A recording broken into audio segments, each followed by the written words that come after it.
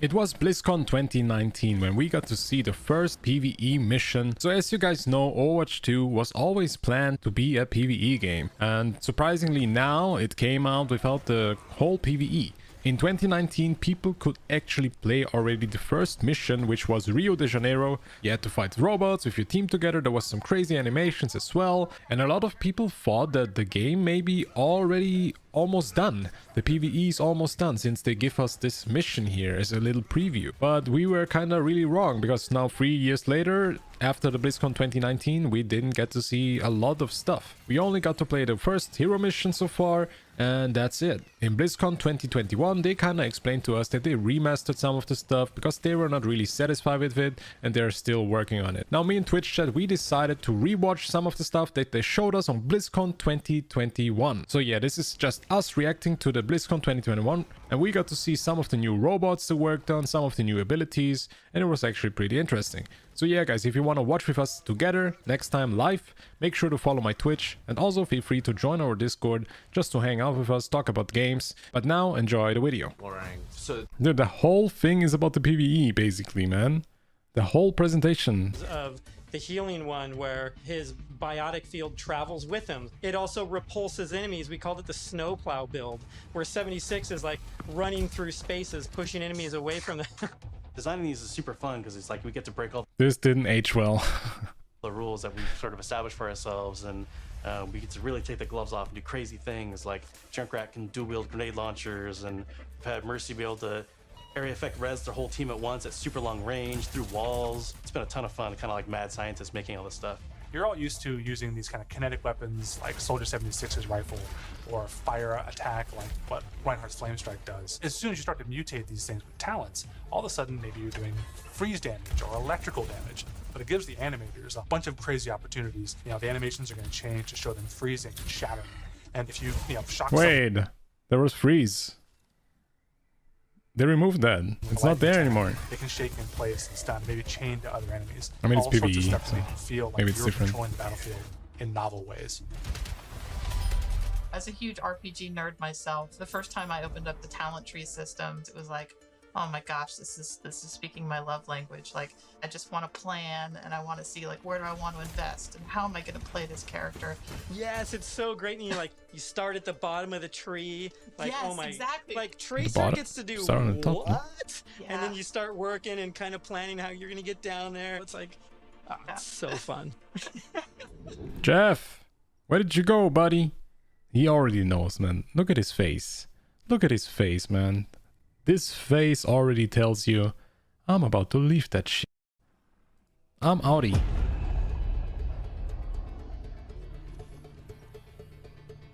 When we look back at BlizzCon 2019 and we talk about some of the criticisms that we had, one of them as a development team that we felt was that the combat was just not engaging enough. So the fact that our combat wasn't highly engaging to us as players meant that we had a problem with the enemy units and that they just weren't feeling interesting enough. Just because we show something Yeah, to they the remastered public, them. it doesn't mean that that is what it's going to be. Is it kind of crazy that people already played Overwatch 2 PvE in 2019? They already played that. And it's still not done. It's crazy. Discovery is where things aren't working how we want, they're not reading how we want, they're not fun enough. We're totally down to reinvestigate, reiterate, and just really find ways to level kind of all aspects of things until they feel good. I would say a major focus of all of 2020 was to make the null sector enemy units more engaged. Yeah, they look good. I like that. A little bit... That's it. You think they're adding more? I mean... Okay, we got like the specials and stuff. It's like Left 4 Dead specials, you know? With like the Spitter or something. Charger and stuff. This looks kind of lackluster though. I hope there's more monsters than this. And some of this was adding new units and evolving other units that we had. Interesting combat for us is varied combat for us. So sometimes we're going to ask you to protect something in Overwatch 2. Sometimes we're just going to ask you to get someplace. Sometimes we might ask you to escort something across a map while it's being attacked. And so it's a different type of spawning. It would probably and it's be a less, different yeah. type of units that are in there, and it's a simpler objective. There's a lot. Yeah, they're gonna release it in parts anyway, so maybe we will only be getting 2 monsters, and the next update we're gonna get another 2. In like 5 years, we're gonna get the whole game, guys. Don't worry about units it. Aaron is 5 talking years. about. Lots of different units, lots of different types. They serve different purposes. You do different things to them. It's really going to help a lot of us. Isn't find it the- so weird they talk about it like it's already done? The game is like done. They worked on it so much, and where is it, man? Why didn't they release it? It's 2022. This was 2021. How? Fun, and make sure What that does it Overwatch 2 take is so long? But optimized. what's the One of those reason? sets of enemies is what we internally call objective units, and they're typically units that don't even attack Yeah, the players. special ones. The simplest version would be something like the Breacher. It's 2 legs with this huge bomb on its back.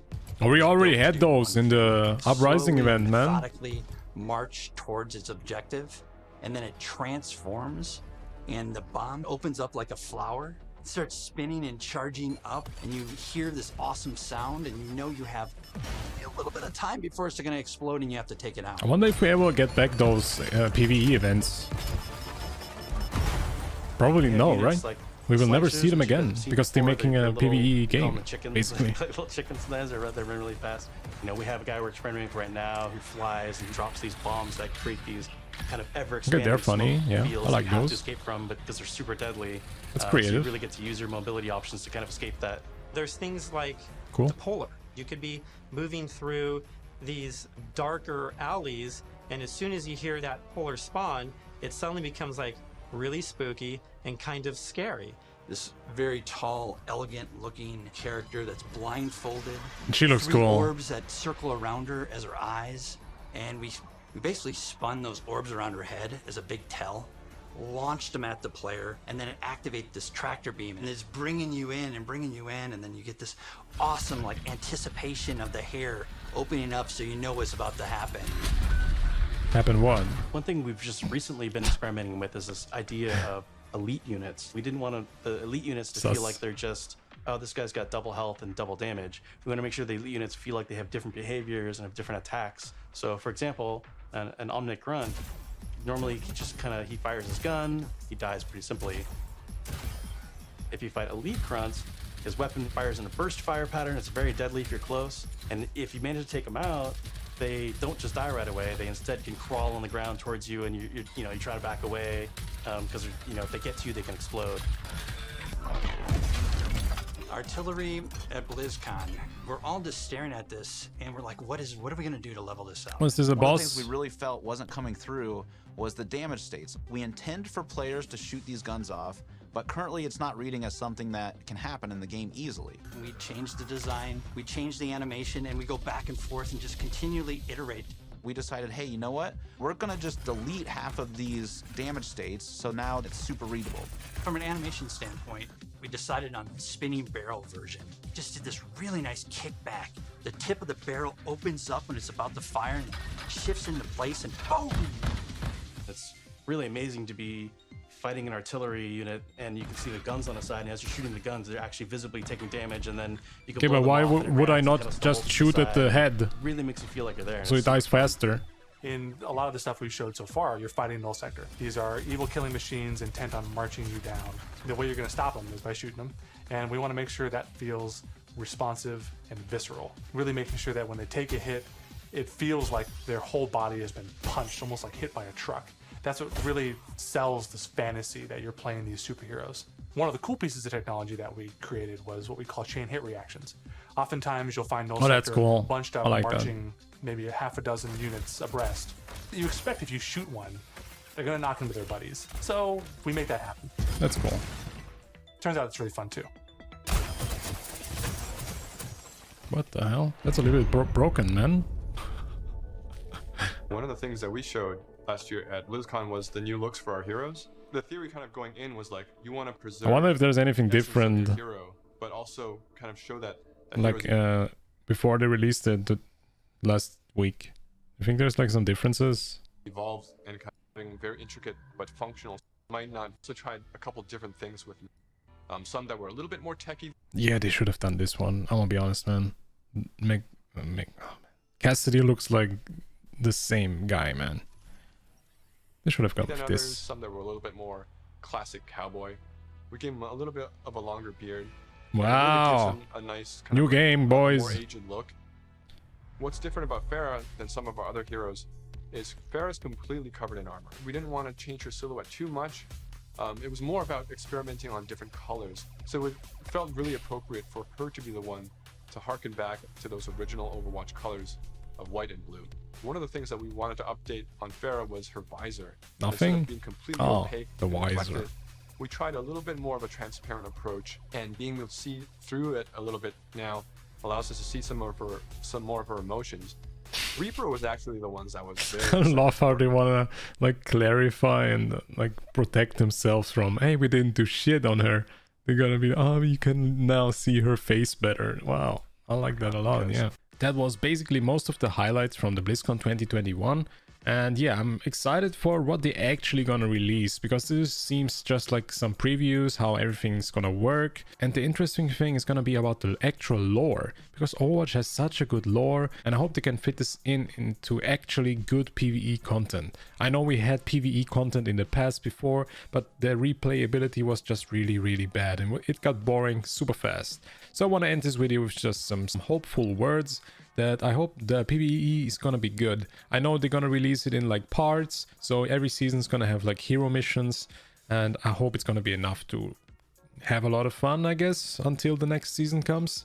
And yeah, the release date is gonna be in March. That's what they told us, if they're not gonna delay it again. But yeah, if you watched that far in the video, I really want to say thank you guys for watching. You can also join our Discord if you want to hang out with us. Give a thumbs up to it. It would really help out my channel for the algorithm. Appreciate you guys for watching, and see you guys in the next one. Bye bye.